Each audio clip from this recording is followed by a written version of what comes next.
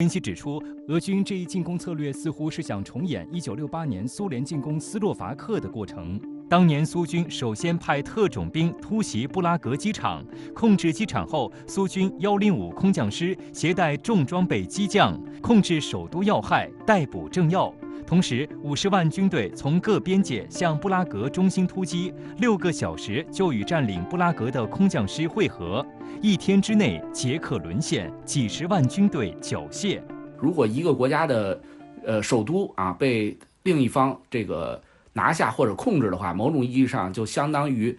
另一方是取得胜利了啊。俄军实际上从乌克兰，当然很多方向似乎都在发起进攻啊，但是我觉得其他方向上的进攻更多的还是起一个佯攻和策应的这样一个作用。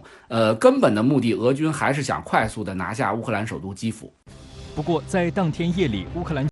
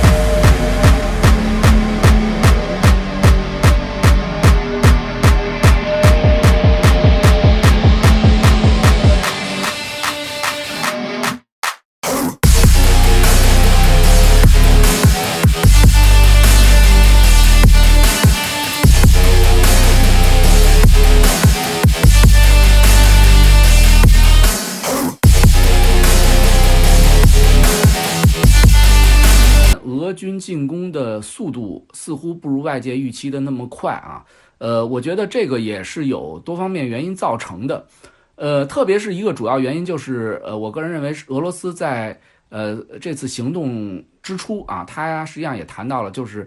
他尽量的他不攻击民宅啊，而且也不攻击基础设施啊，更不用说这个乌克兰那些历史建筑啊等等啊。这个实际上是为这个进攻部队带来很多困难的啊，包括拉长了这种作战的时间啊，甚至于增加了这种伤亡。综合媒体的报道，俄军先后多次派出包括空降兵与特种作战部队进入基辅，与防守乌军展开城市巷战。根据基辅市民与多国战地记者的目击证词，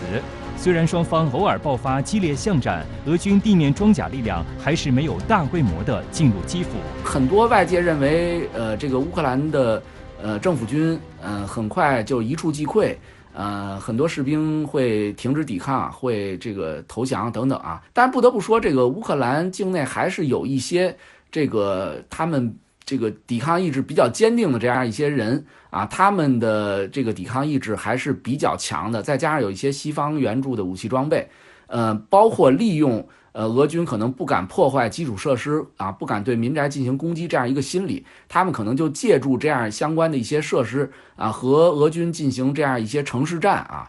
那么就会迟滞俄军的进攻。实际上，城市战不光对俄军来讲，放在全世界也是一个难题。